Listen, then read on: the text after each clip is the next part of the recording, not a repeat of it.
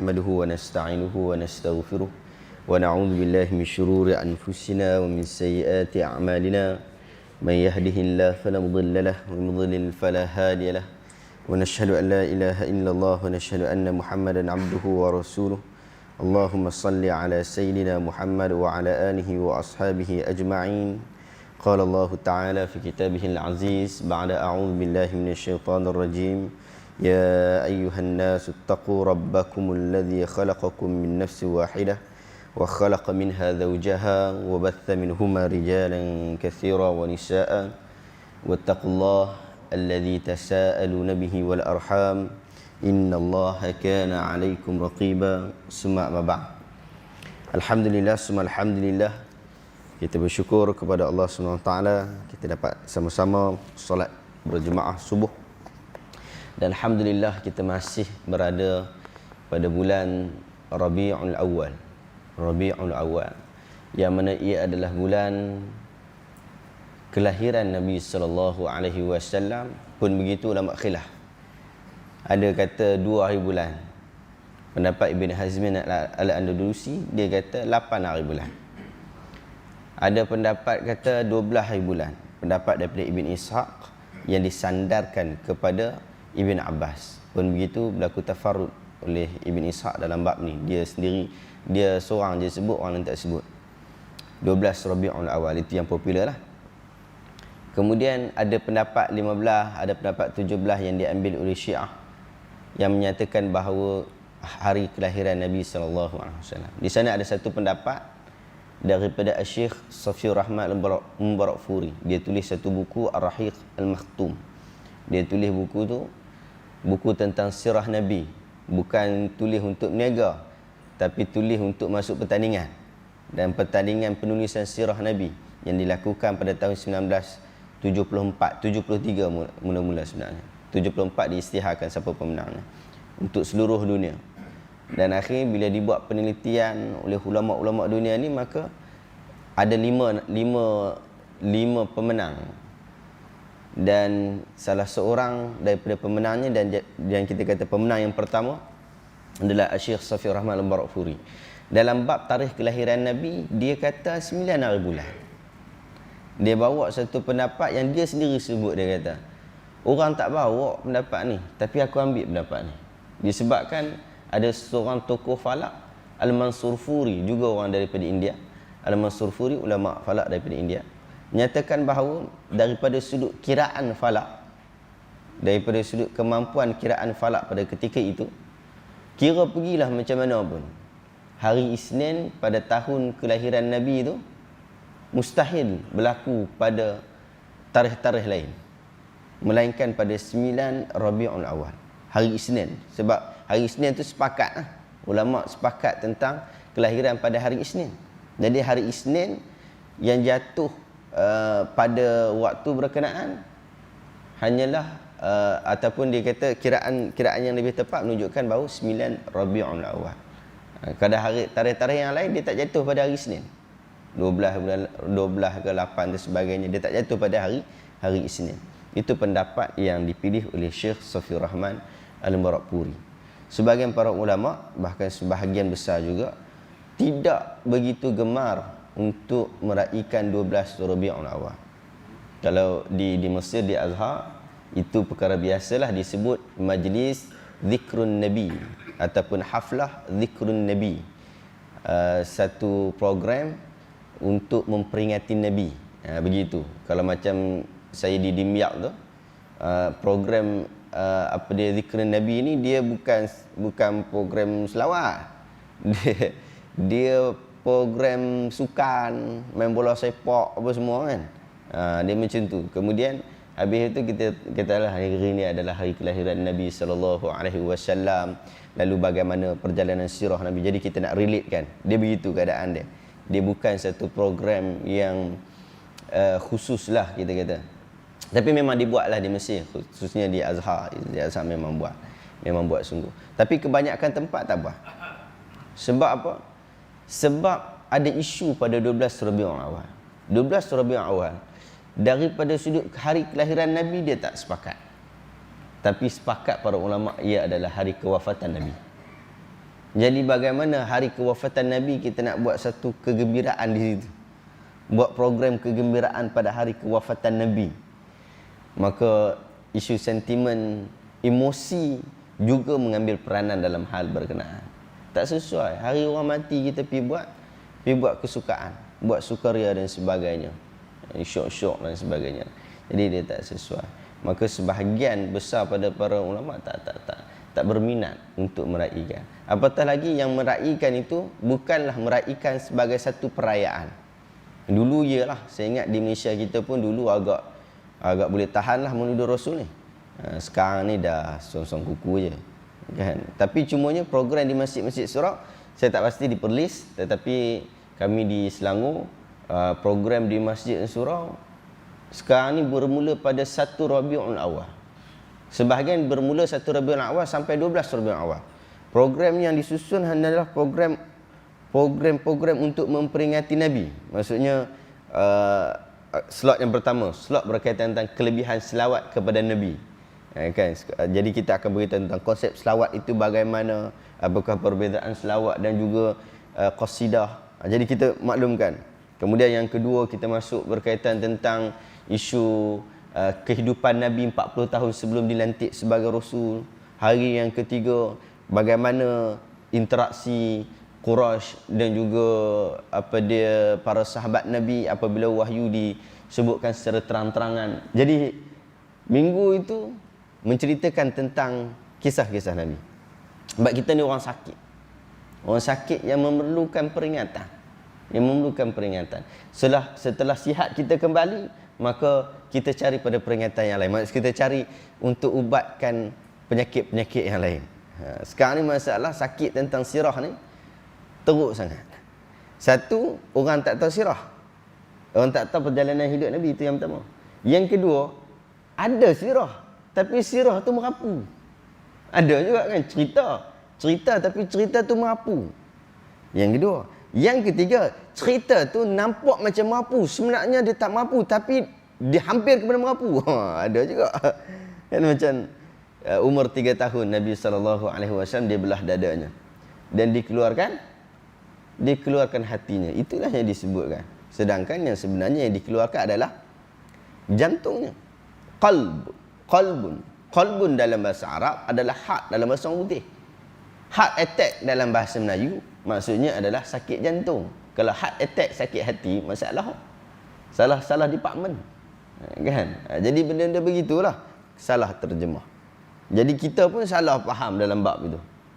Jadi perkara-perkara seperti itu yang disebut-sebutkan. Jadi benda-benda itu perlu diubati.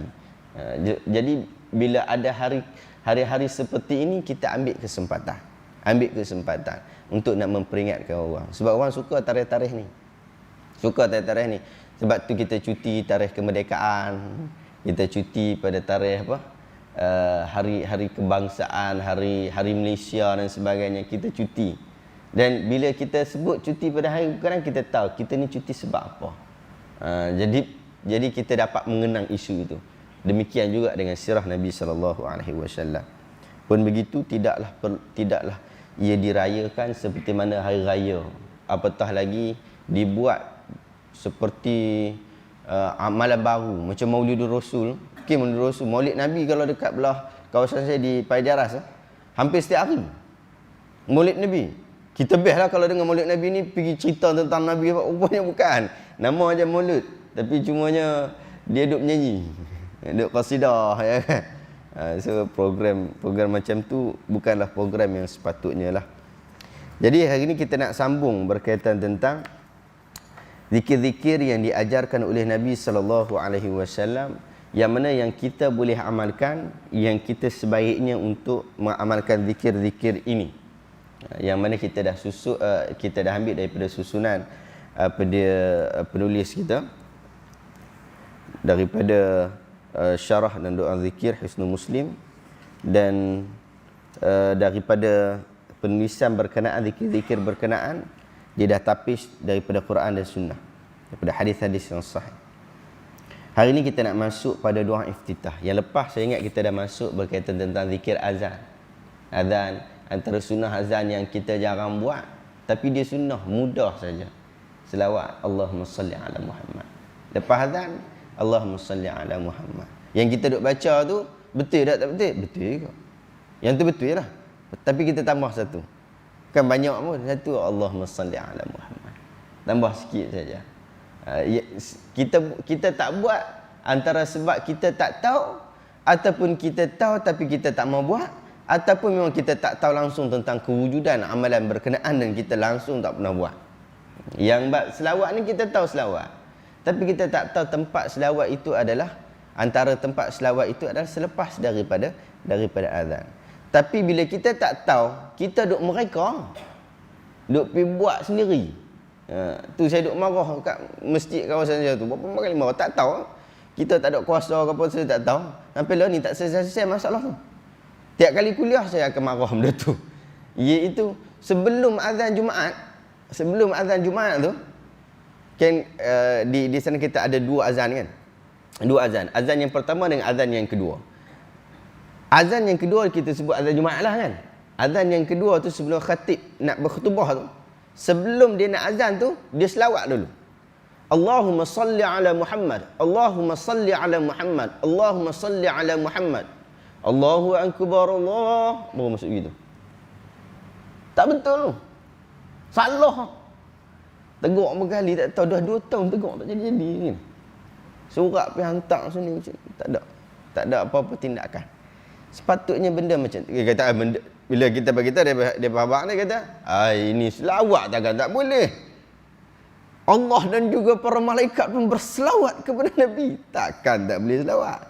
Kita kata selawat itu adalah amal umum. Kan? Nak selawat sebelum azan, boleh tak? Boleh. Tak masalah selawat, tak masalah sila.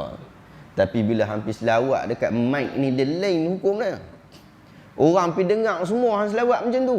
Selagi ada budak, dia tak reti, dia tak tahu tentang azan, tapi dia pergi tengok Tok Bilal tu, dia sebelum azan dia pergi selawat dulu, dia ni tak tahu.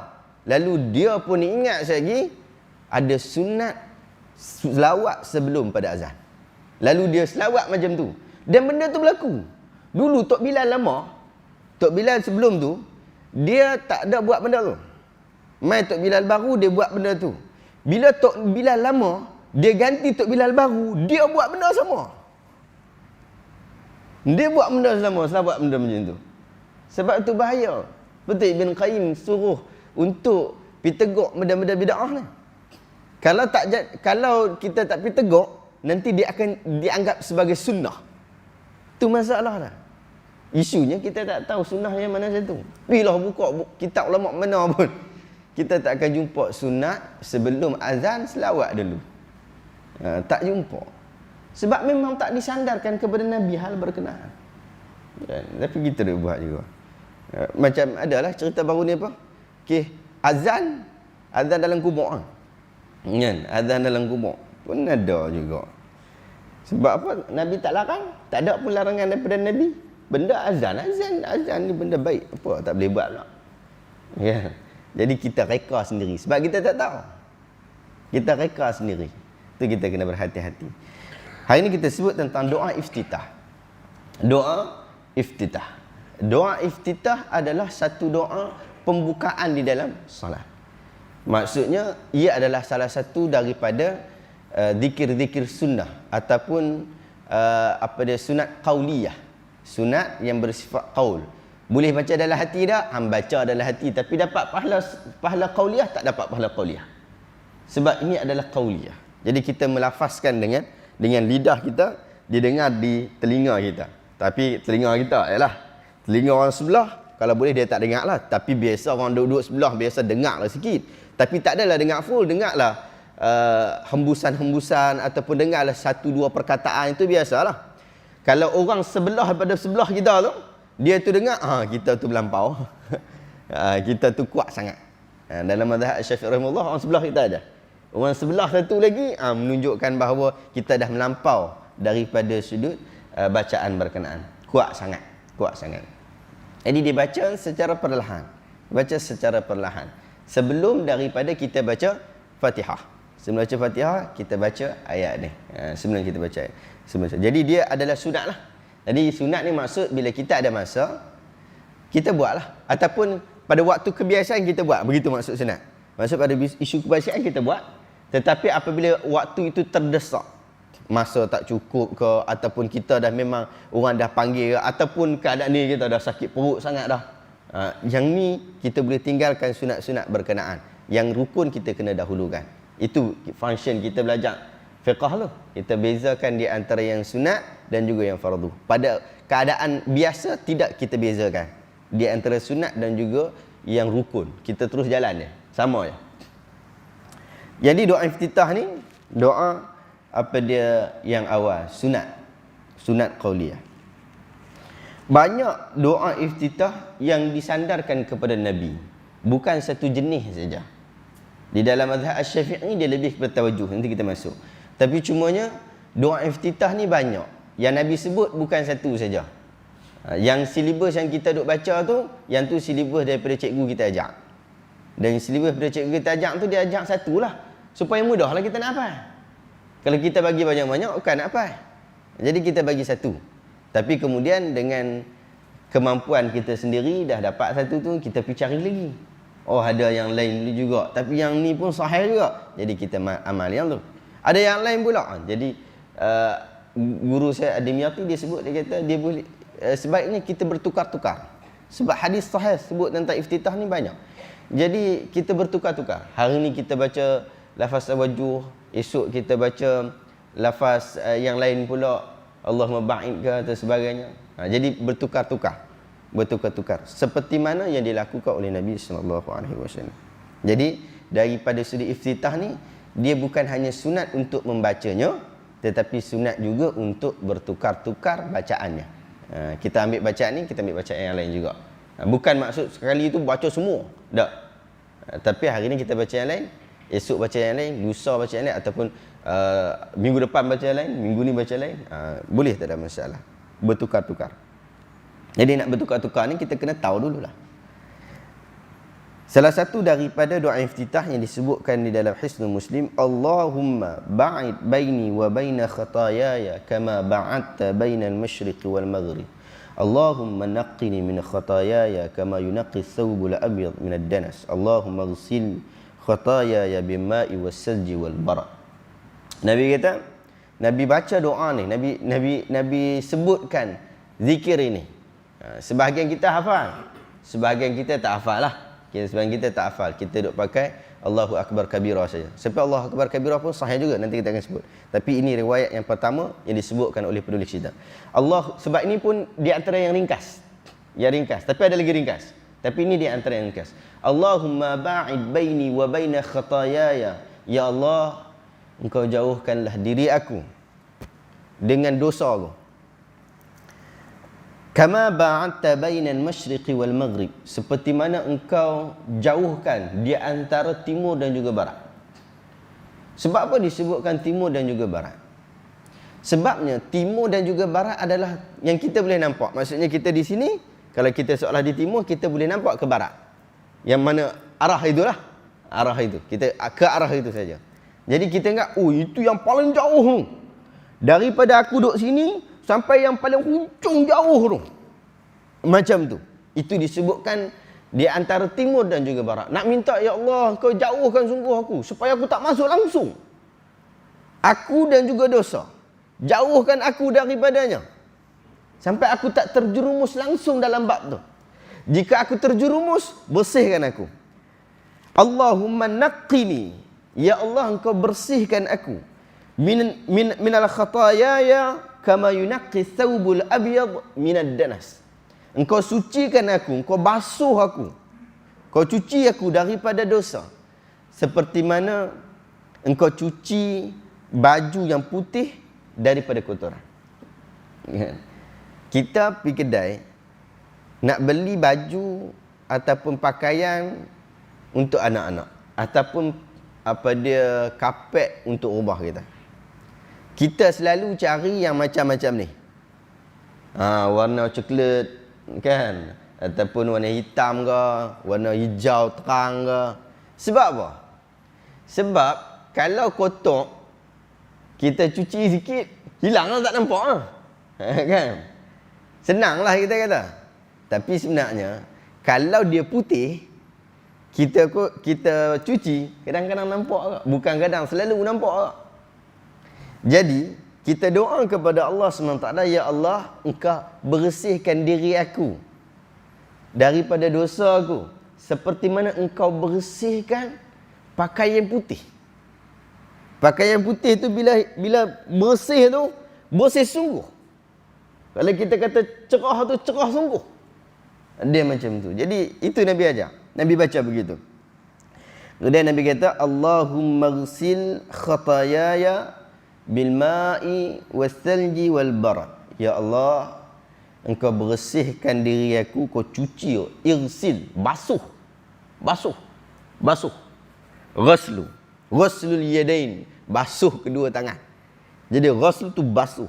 Ya Allah, Engkau basuhlah diri aku daripada segala dosa aku dengan menggunakan air, bil ma'i was-salji. Ayat salji ya, salji nak apa dia? Salji ya. Air mutlak lah. Salji wal bara, dan juga kesejukan. Jadi maksudnya nak sebut bahawa semua jenis cara untuk membersihkan dosa tu pakailah dekat aku ni. Kan? Pakai dekat aku semua. Sebab ada yang dosa kita yang mudah dibersihkan, lalu ayat habis lah. Ada yang dia lagi advance. Dia kena ayat-ayat biasa tak boleh, nak kena ayat sejuk. Nak kena ayat apa dia salji punya, baru boleh nak bersih sungguh. Sebab kotoran ni macam-macam. Ada yang kotoran kita pakai basuh macam tu saja, ada nak kena buh klorak. Ada yang nak kena buh sabun. Ada yang nak kena pergi ambil tanah dulu nak bersih. Jadi macam-macam jenis cara. Jadi kita minta kepada Allah SWT bersihkan kita daripada segala dosa-dosa ni. Segala dosa-dosa ni. Itu adalah doa iftitah yang pertama. Allahumma ba'id baini wa baina khataayaya kama ba'idta bainal masyriqi wal maghrib. Allahumma naqqini min khataayaya kama yunaqqi thawbul abyad minad danas. Allahumma ghsilni min khataayaya bima'i wasalni wal bara. Yang kedua, itu yang pertama. Yang kedua, kita baca, yang Nabi baca, subhanakallahumma wa bihamdik wa tabarakasmuk wa ta'ala jadduk wa la ilaha ghairuk. Yang ni ringkas. Daripada sudut doa iftitah yang warid daripada Nabi, yang ni yang paling ringkas. Sebab tu kita tengok ada Tok Imam, dia kadang-kadang, kalau kita orang Melayu kita biasa Tok Imam tu, dia punya doa iftitah dia biasa panjang. Tapi kadang-kadang kita pergi tempat tu, dia pendek saja. Kemungkinan dia tak baca langsung. Kemungkinan tak baca langsung. Tak masalah pun. Kemungkinan dia baca. Tapi dia baca yang pendek. Ya Allah membaik tadi pun pendek juga. Tapi ada lagi pendek. Yang ni. Subhanakallahumma wa bihamdik wa tabarakasmuk wa ta'ala jadduk wa la ilaha ghairuk. Dia baca yang ni. Pendek saja. Ini doa iftitah yang juga dibaca oleh Nabi SAW. Adapun dari sudut kelebihan yang sama. Sebab tidak dibezakan di antara doa-doa iftitah ini. Jadi kelebihan semua sama. Jadi kita baca mana yang dibawa oleh Nabi SAW, sama ada ia panjang ataupun pendek. Daripada sudut untuk memperbanyakkan lafaz-lafaz yang baik, maka kita lebih baik mencari yang panjang.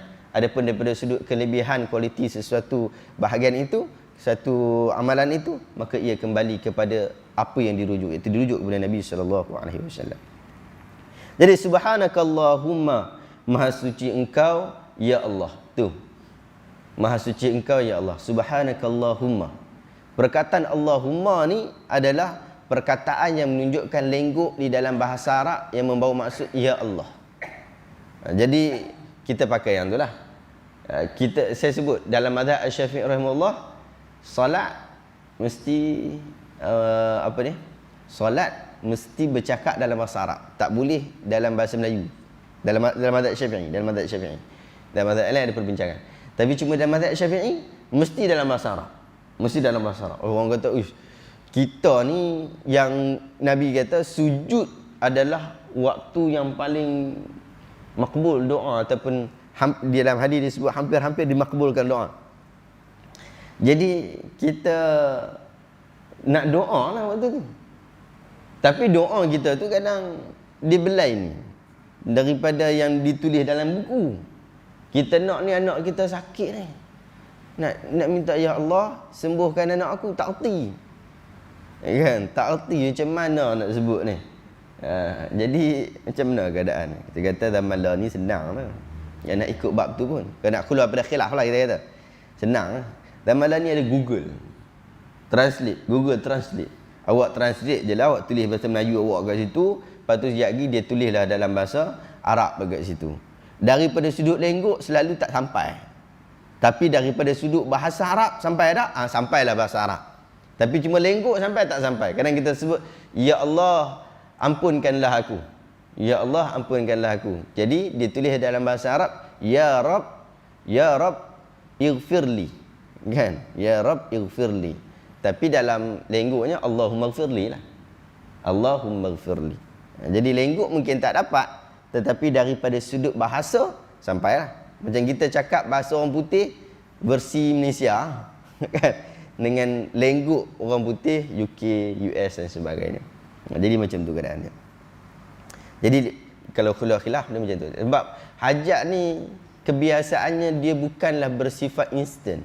Waktu tu nak waktu tu. Kita ada tempoh biasanya. Sebelum solat, okey, teringat anak aku. Jadi kita boleh ada masa untuk nak pergi buat cek. Zaman sekarang kita ada kemudahan berkaitan, iaitu kemudahan untuk khuruj minal khilaf.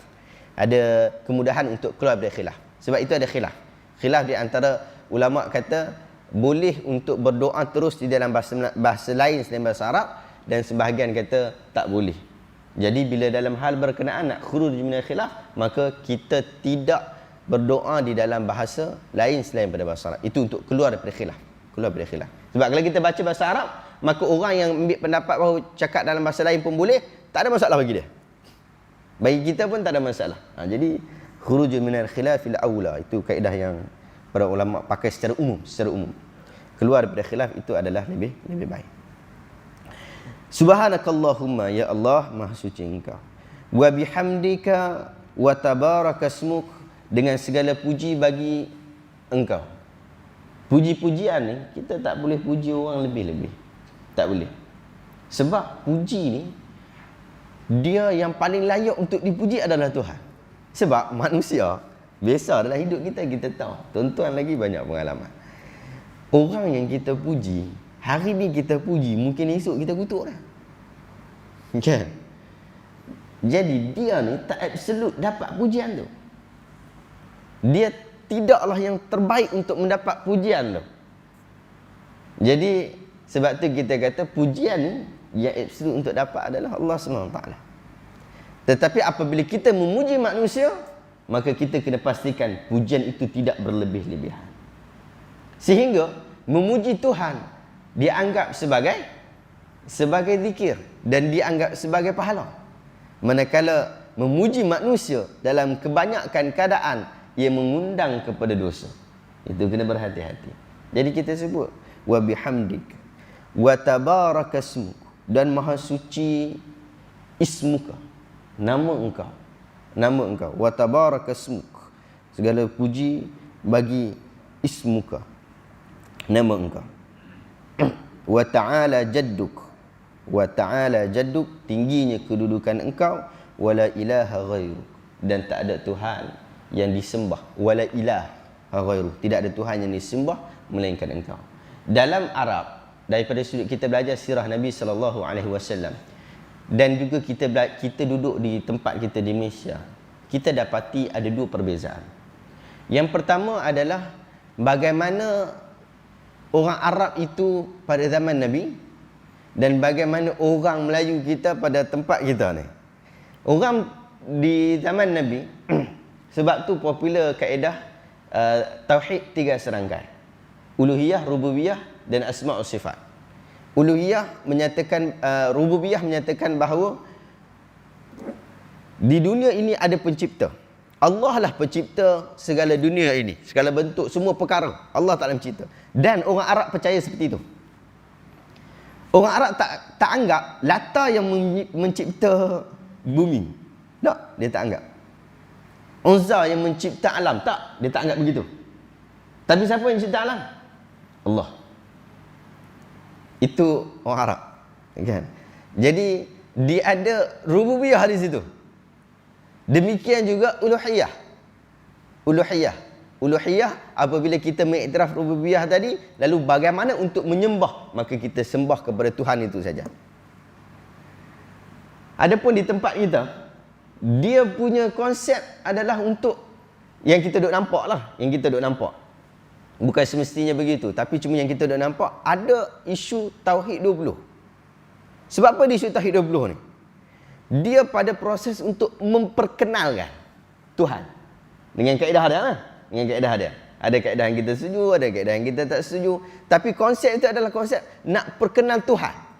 Baru nak cerita Tuhan. Sebab di tempat kita ada orang yang memang tak kenal Tuhan.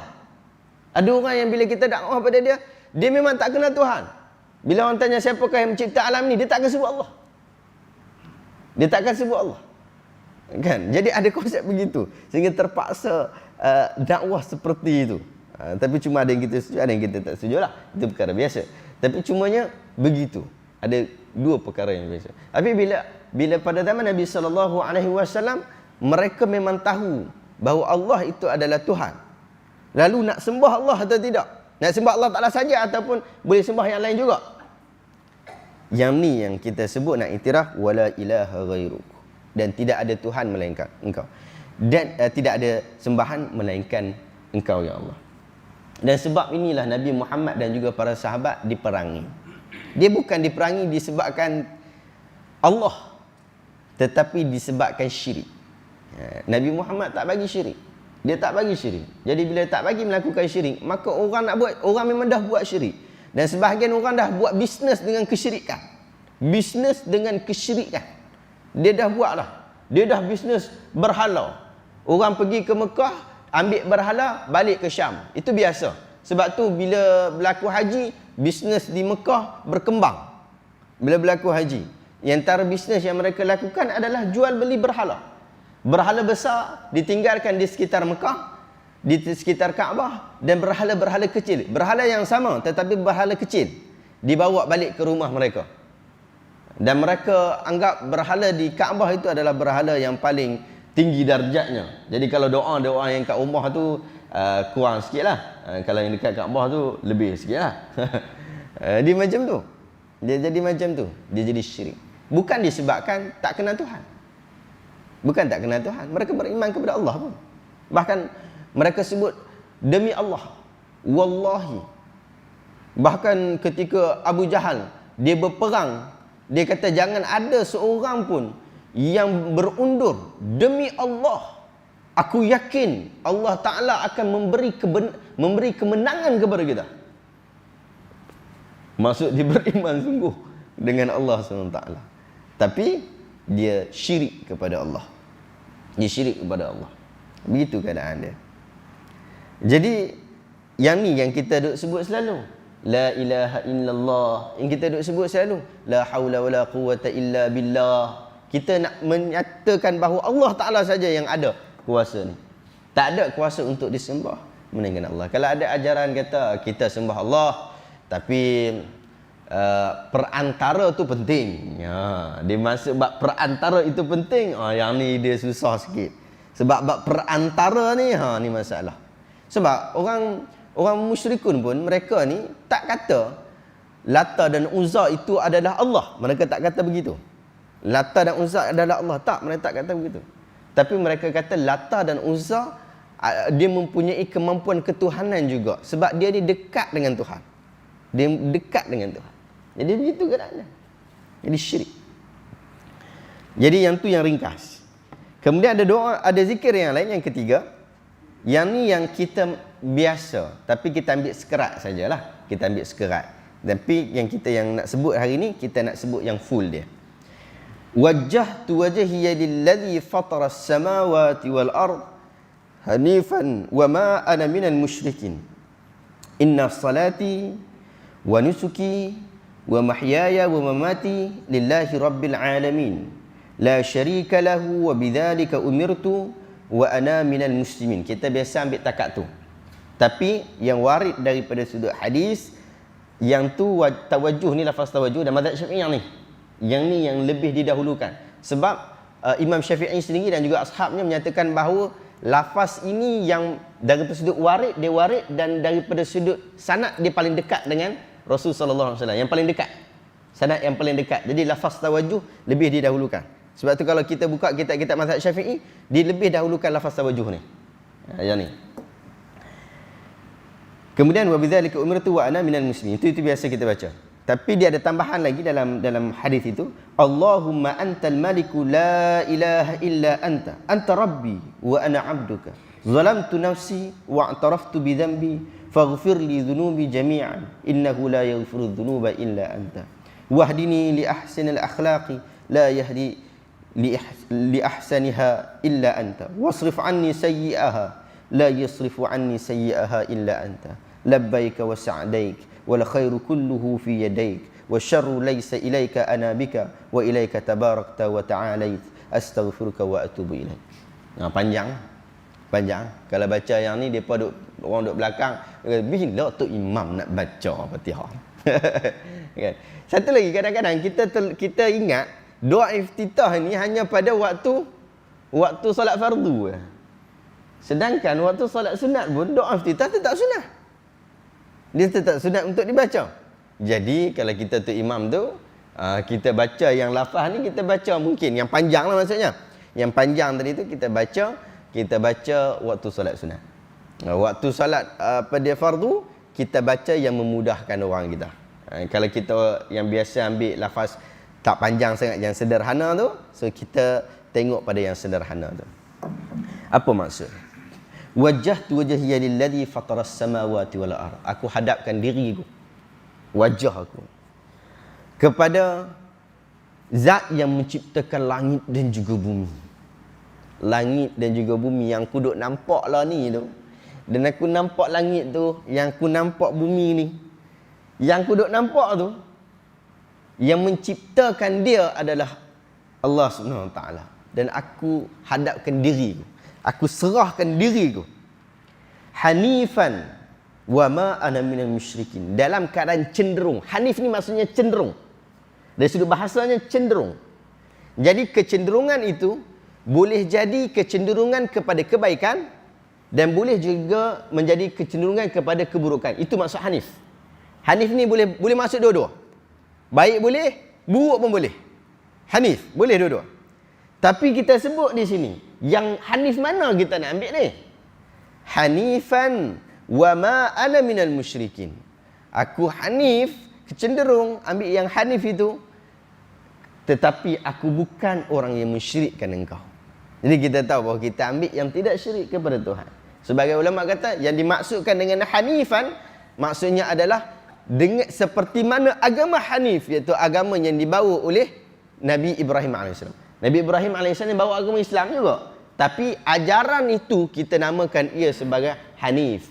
Jadi adalah orang yang beragama hanif sebelum daripada kelahiran Nabi, bahkan ketika Nabi muda-muda, sebelum dilantik sebagai Rasul. Ada orang agama hanif lagi pada ketika itu. Setelah Nabi dilantik sebagai Rasul, maka orang yang beragama hanif tadi pastinya memeluk agama Islam. Ataupun beriman, dia tak perlu nak tambah baru, dia mengiktiraf bahawa Muhammad adalah utusan Allah. Jadi bila dia mengiktiraf hal berkenaan, maka dia tidak menjadi masalah. Tetapi ada yang orang dia tahu tentang kebenaran, dia pun asal ikut juga macam tu. Tapi bila Muhammad tu dia tak setuju Muhammad. Yang ni termasuk dalam keadaan orang yang sesat.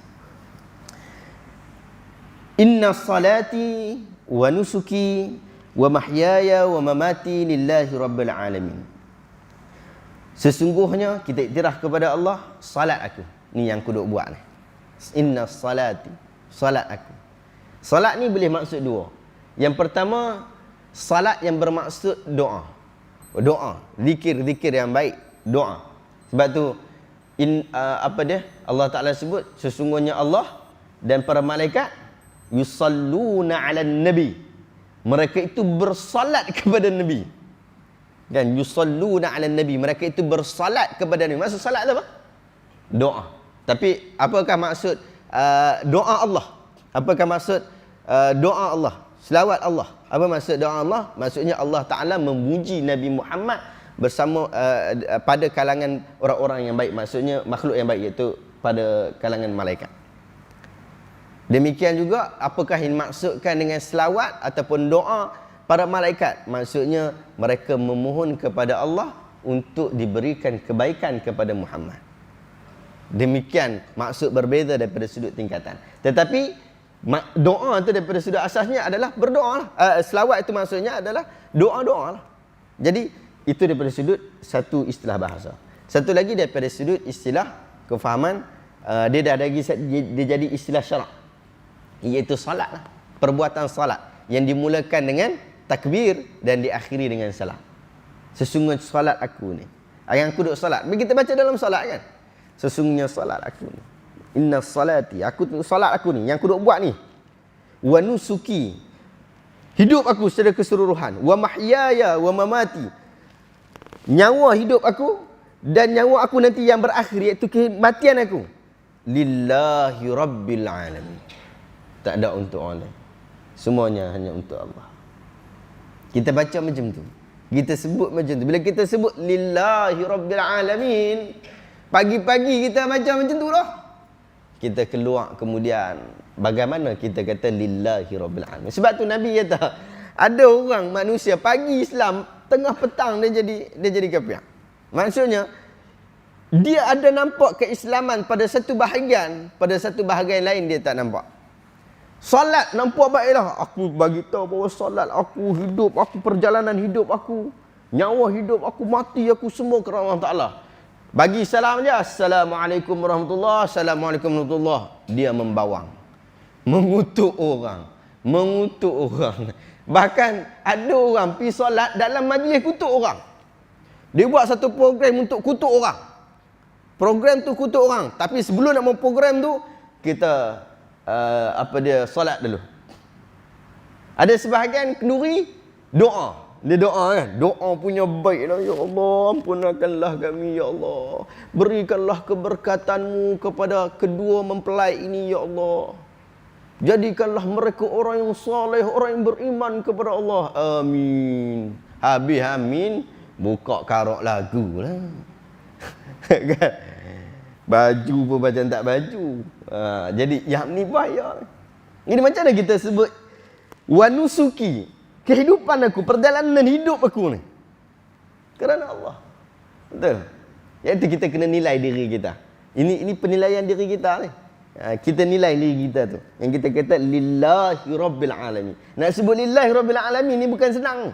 Sebab lillahi rabbil alamin bermaksud kita tanggalkan keinginan kita, kita tanggalkan kehidupan kita untuk bagi kehidupan yang mana Allah Ta'ala tentukan. Dan kebanyakannya kita tak suka. Kita kata, ini bukan aku. Ingat waktu subuh kita nak mangkit ke? Syok tidur. Bukan ada apa. Ini hari bukan ada apa pun. Bukan sekolah ke, bukan kerja pun. Tidur syok. Nak mangkit awal-awal susah. Tapi kita mangkit sebab Tuhan suruh mangkit. Tukar ni kita buka baju, kita nak pakai baju yang Tuhan suruh. Susah. Kita ni suka cakap, aku ni cakap memang melepas banyak. Ya. Tapi kita bukan nak yang awak cakap tu. Tapi bagaimana keadaan yang Allah Ta'ala suruh awak cakap. Yang tu susah. Tu kadang-kadang kita cakap, kita nak pada ikut cakap yang Allah suruh. Tapi kadang-kadang terlepas juga. Itu yang kita kena istighfar. Astaghfirullahaladzim. Istighfar, kemudian kita tak ulang lah. Ataupun nak kata tak ulang ni, nama manusia ni berulang saja dosa. Kan? Berulang saja. Tapi kita kata benda yang paling penting adalah berusaha untuk tidak mengulanginya. Sebab Allah Ta'ala tidaklah mahu manusia, bukanlah kehendak Allah untuk manusia ini tidak buat dosa. Tetapi Allah berkehendak bahawa manusia apabila buat dosa, minta kepada Allah. Minta ampun kepada Allah. Itu Allah nak. Allah nak. Sebab tu Allah Ta'ala sebut dalam hadis kursi kan, apabila manusia, hamba-Ku tak ada orang yang yang buat salah. Tak ada. Aku akan gantikan mereka, aku akan habiskan mereka dan gantikan mereka dengan orang yang buat salah. Kemudian minta ampun kepada aku. Sebab Allah Ta'ala nak kita minta ampun kepada dia. Jadi kita minta ampun. Kita dah sebut lillahi rabbil alamin. La syarikalah. Tidak ada syirik bagi engkau. Sebab syirik benda besar. Ada lagi benda besar daripada syirik? Tak ada. Tak ada lagi besar daripada syirik. Sebab syirik ni menyebabkan seorang tu keluar daripada agama. Keluar, totally keluar daripada agama. Dan bila dia nak masuk balik, dia kena mengucap balik. Wa bidzalika umirtu, macam itulah aku disuruh. Wa ana minal muslimin. Dan aku termasuk, fahaman pertama, aku termasuk dalam kalangan orang Islam. Ataupun aku termasuk dalam kalangan orang yang berserah diri kepada Allah. Aku serah diri aku kepada Allah Ta'ala. Jadi ni kita sebut ni. Tu saya suka sebut perkataan pakaian tu. Disebabkan doa iftitah kita memang kita sebut begitu. Kita nak keluar diri kita, doa iftitah ni sebut bahawa kita keluar daripada diri kita untuk nak ambil apa yang Allah Ta'ala nak. Susah. Memang susah. Tapi kita nak juga begitu. Allahumma antal maliku la ilaha illa anta. Ya Allah, engkau adalah Tuhan yang memiliki, Tuhan yang menguasai. La ilaha illa anta. Tidak ada sembahan melainkan engkau. Tak ada sembahan. Kita tak boleh sembah orang. Tak boleh sembah siapa-siapa pun. Melainkan engkau, ya Allah. Anta Rabbi. Engkau Tuhan aku. Rabb maksudnya Tuan. Rabbul Bait. Kan? Tuan dekat rumah. Kan? Rabbul Mal. Pemodal. Orang yang bagi modal tu. Jadi duit modal tu dia punya. Asalnya dia punya. Jadi pemodal Rabbul Mal. Dia Rabb. Tuan. Rabb itu adalah Tuan. Kita kata, kita ini hamba, abd. Dia adalah Tuhan kita. Allah Ta'ala ni Tuan kita. Tuan kita. Yang kita bertuankan Allah. Kita bertuankan Allah. Kita kata, engkaulah Tuan aku. Jadi bila kita kata, engkaulah Tuan aku, kita kena ikut lah. Dalam bisnes kita tahu, oh dia bos, aku kerja. Walaupun kita punya pandangan tu dah absolute, bagus lah. Memang buat kerja sungguh-sungguh. Bos kata, hantar buat kerja. Yalah, tak buat kerja lah. Buat macam mana? Kan? Dia jadi begitu keadaan dia. Taat dia begitu. Bahkan kepada Allah lebih besar daripada itu. Anta Rabbi. Ini memang terus. Dia tak berlapik dah. Kamu Tuhan. Kamu Tuhan aku. Anta Rabbi. Kamu Tuhan aku. Tak berlapik langsung dah. Kita sebut begitu. Wa ana abduk. Aku pula adalah hamba engkau. Wa ana abduk. Zalamtu nafsi. Aku banyak buat zalim pada diri aku. Kita ni buat dosa tak habis. Waktu Nabi kata, kullu ibn Adam khata'un wa khairul khata'in at-tawwabun. Anak Adam ni tak terlepas daripada melakukan dosa. Orang yang terbaik dalam melakukan dosa adalah orang yang bertaubat kepada Allah. Wa'taraftu bi dhanbi.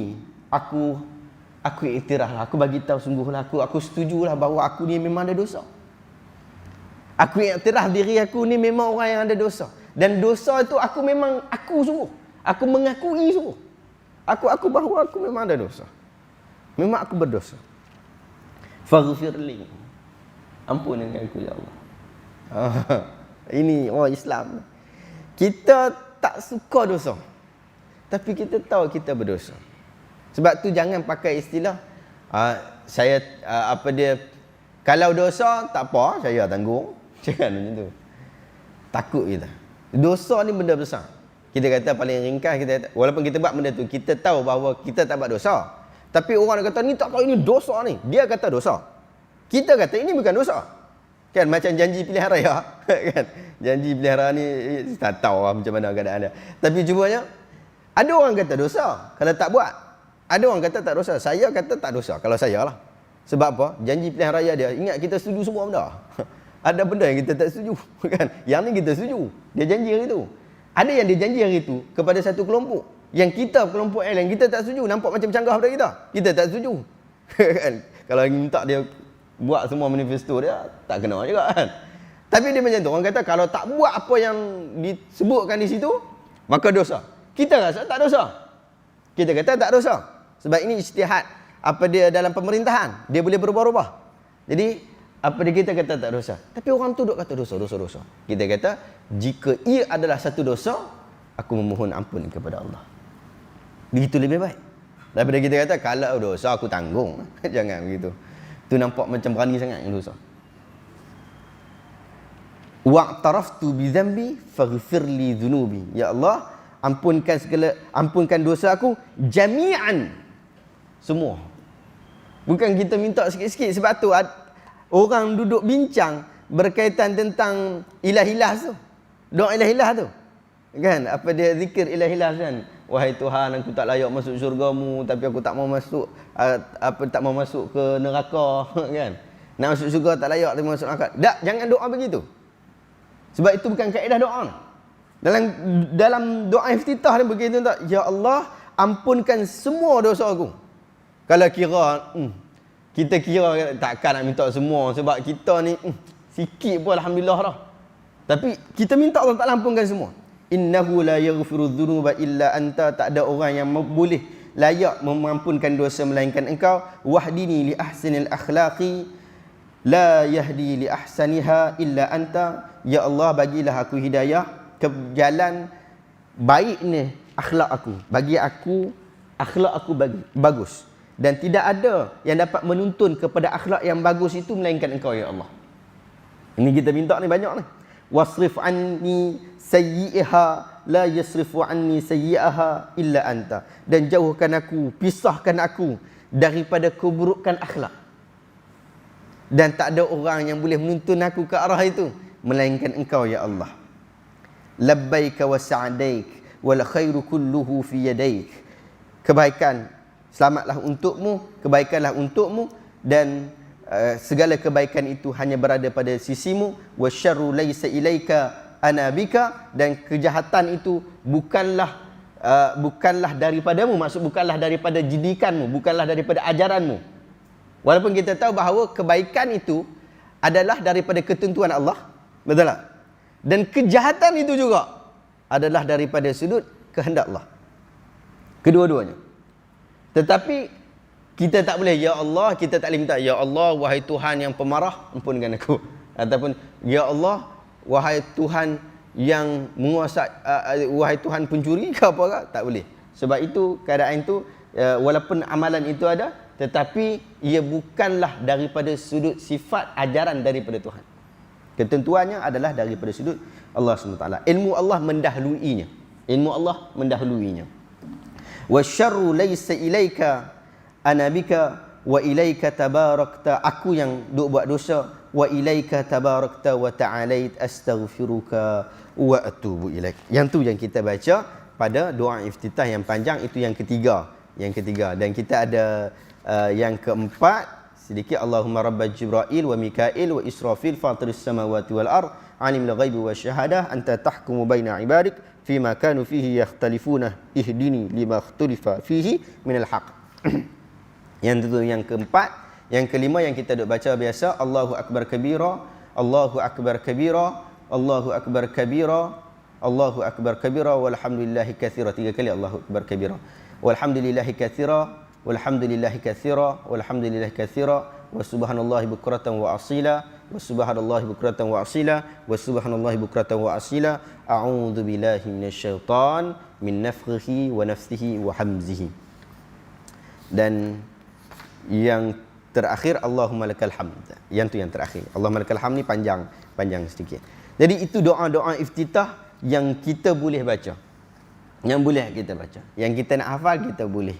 Dan setiap doa iftitah ni dia memberikan pembukaan kepada penyerahan diri kepada Tuhan.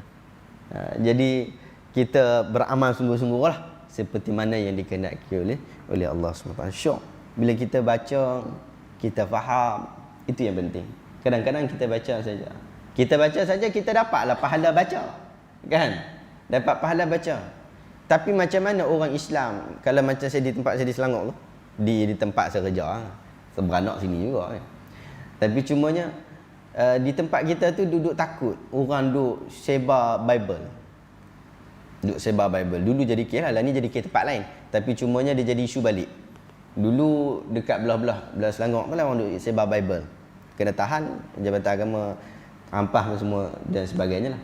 Tapi cumanya isu yang kita nak angkat adalah orang takut bila orang baca Bible jadi Kristian. Tapi dia baca Quran, kita ajak Quran dah 20 tahun ajak Quran. Baca Quran tak kuat iman. baca Bible jadi Kristian.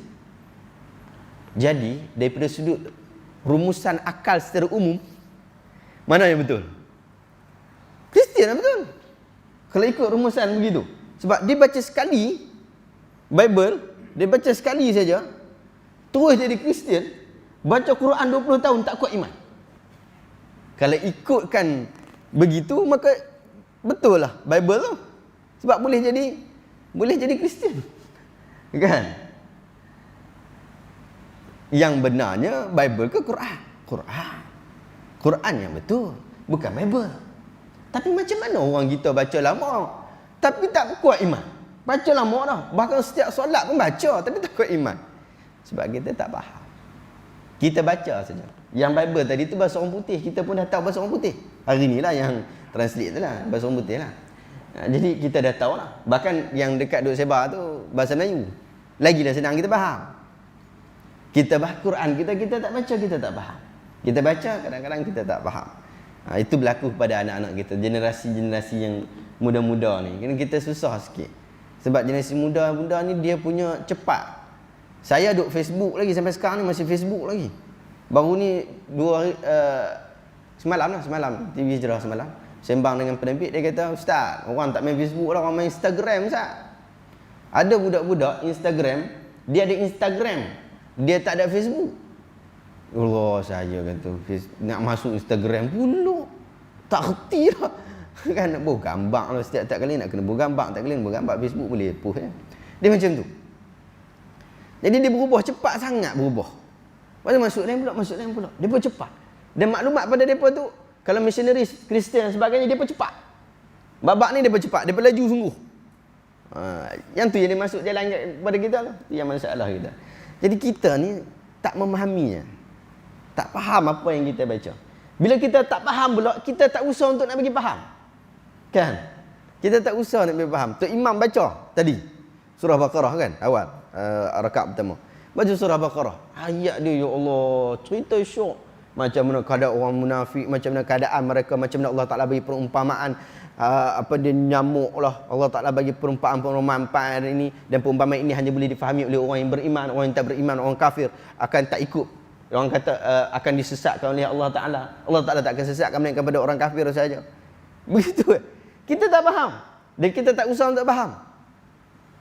Kan? Tak usah untuk faham. Kadang-kadang kita dengar, kita patut kita check boleh lah. Okey, betul ke? Apa yang dia baca tu apa maksud dia? Macam kita, macam saya alhamdulillah tahulah bahasa Arab sikit-sikit, tahulah bahasa Arab. Pun begitu, ada jugalah perkataan-perkataan yang disebutkan perlukan pada penjelasan. Yang dia sebut, apa ni penjelasan ni? Boleh kita baca memang ulama jelaskan maksud tu, perkataan tu saja. Jadi kita kena buka. Yang nak buka tiap-tiap hari kitab susah. Jadi mana yang kita solat tu, yang tu kita jadi panduan. Wallahu ta'ala. Tuan-tuan ada nak tambah? Ada nak tambah? Ada. Tuan-tuan dan puan-puan, saya nak sebut je lah, nak tunjuk je. Minggu lepas saya ada program di TV Al-Hijrah bertajuk tata cara wuduk, tayamum dan solat bagi pesakit. Jadi saya tak ada modul, jadi kita buat modul tata cara wuduk dan solat bagi para pesakit. Dan kita tulis, alhamdulillah, ada lebih kurang dalam 100 muka surat cerita macam mana orang sakit punya hukum. Tak boleh wuduk. Tak boleh wuduk, boleh tayamum. Macam mana nak tayamum? Tak boleh tayamum.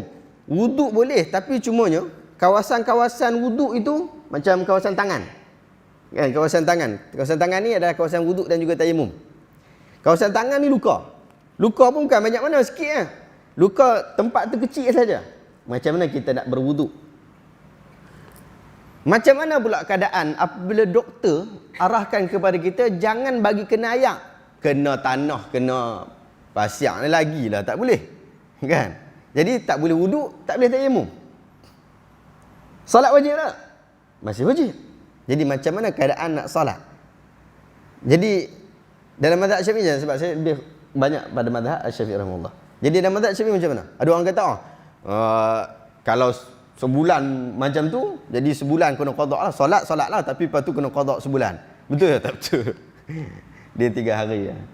3 hari, kalau sakit tu dalam tempoh 3 hari saja, maka dia qada lah. Tapi kalau sakitnya itu lebih daripada tempoh 3, maksudnya lebih pada tempoh sekejap. Lebih pada tempoh sekejap. Maka pada tempoh berkenaan, maka tidak perlu lagi untuk dia qada. Sampai seminggu, sampai sebulan, ada sampai 2 tahun pun. Lama. Jadi yang tu tak perlu qada. Tapi kita jelaskan. Ada orang daripada rumah bawa kerusi daripada rumah. Dia bawa, dia jinji kerusi tu. Sampai masjid, Tok Imam Allahu Akbar, dia terus duduk. Padahal dia mampu bawa kerusi tadi. Lepas tu dia duduk terus. Allah. Orang yang mampu untuk berdiri, dia kena berdiri. Kita tengok tuan-tuan ni umur besar-besar tapi semangat, diri kuat. Kalau kita kadang-kadang malas, umur muda pun kuat lagi pun, sakit kaki sikit lah, diri tak mau. Kita kena berdiri dulu.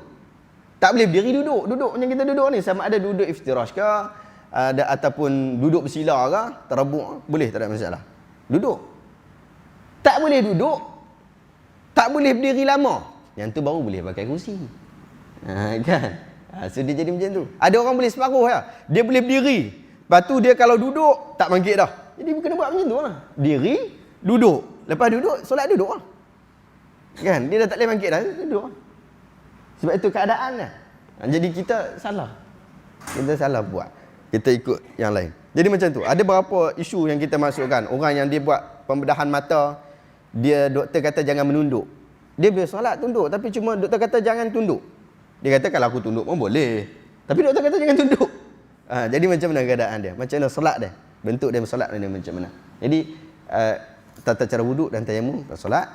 Kemudian buku Dr. Razami baru ni, kenali tokoh hadis yang tidak didendangkan. Dia sebutkan lebih kurang dalam 10 ulama hadis yang mana ada daripada kalangan sahabat, ada orang yang kemudian juga. Dia ceritakan secara ringkas tentang sejarah mereka. Sebest dalam cerita Abu Hurairah. Dia cerita macam mana keadaan perselisihan di antara Abu Hurairah dan juga Aisyah. Sehingga Abu Hurairah boleh sebut, dia kata kamu wahai ummul mukminin, kamu wahai ibu orang iman, kamu ini lebih kepada duduk tengok muka, duduk tengok cermin dan juga bercelak. Sedangkan aku bertugas-tugas dalam mengaji. Jadi yang tu tokoh hadis. Kemudian kita ada Qasasul Anbiya, kisah para nabi. Ini buku Ustaz Kadiak. Ustaz Kadiak ni belum mesti. Ustaz Kadiak, buku baru Ustaz Kadiak. Ni saya nak tunjuk ya. Kita sebarkan buku ni seluruh Malaysia. Ni Ustaz Kadiak punya buku. Dia cerita pasal kisah-kisah nabi. Mana nabi itu disebut dalam Quran, nama nabi itu kat mana? Dia akan sebutkan. Dekat mana? Berapa banyak nama nabi ini dia sebutkan dalam Quran. Best buku ni. Kemudian Hak dan Harta Warisan, editor Syariah Kamilah terjemah, dan Ustaz Adli yang duk main boleh kata kan. Ustaz Adli dia buat semakan terjemahan tu. Dia buat semakan terjemahan tu. Ini buku ni buku berkaitan tentang pesaka lah. Mazhab pesaka. Pun begitu ini untuk ilmu kita lah. Pun begitu bila berlaku masalah pesaka, pergi Jabatan Agama Senang. Tak hebat duit ni kan boleh kira. Kan? Duit ni kan boleh kira, kata kan. Kelain saja. Sirah Nabi. Yang ni Ar-Rahiqul Maktum yang kita sebut tadi awal tadi, cerita Nabi yang mana dia masuk pertandingan dan dia menang. Cuma isunya adalah dia diiktiraf sebagai di antara buku sirah terbaik. Di antara lah, bukan dia saja. Di antara buku sirah yang terbaik. Jadi pada tahun 1974 dia menang tu. Kemudian pada tahun 1994 dia buat edisi kemas kini. Majoriti yang ada di Malaysia semuanya edisi lama. Jadi ada benda yang dia ubah pada edisi kemas kini. Macam isu Nabi Muhammad cuba untuk membunuh dirinya. Ada dalam Sahih Bukhari sebahagian kisah berkenaan, berdiri di atas gunung cuba untuk bunuh diri. Untuk edisi kemas kini dia halfkan. Dia potong setengah cerita berkenaan 2-3 muka surat. Ada sebahagian cerita dia tambah 2-3 muka surat. Dia tambah baru. Dan ada banyak yang dia tukar daripada yang lama, yang dia anggap silap. Dan dalam mukadimah baru dia kata, waktu aku tulis dulu aku banyak mengumpulkan saja. Kumpul, tak ada nak semak sebab waktu singkat dia, walaupun bagi tahu setahun, tapi dia hanya boleh tulis selama 6 bulan saja. Kemudian dia ada masa kemudian sikit demi sikit dia buat pembetulan sedikit demi sedikit. Tapi dia kata itu pun selepas aku dah tua baru aku ada masa. Tapi kemudian 1994 dia buat terakhir dan dia buat edisi kemas kini tahun 2006 dia meninggal dunia. Jadi tidak ada lagi edisi kemas kini selepas itu. Jadi kita buat yang ni. Jadi buku-buku yang bagus semoga dapat memberi manfaat kepada diri kita. Moga Allah Taala berikan kita kebaikan, Allah Taala jadikan kita orang soleh, Allah Taala ampunkan kita, Allah Taala satukan kita dalam keadaan kebaikan. Wassallallahu ala sayyidina Muhammad wa ala alihi wa sahbihi ajma'in. Assalamualaikum warahmatullahi wabarakatuh.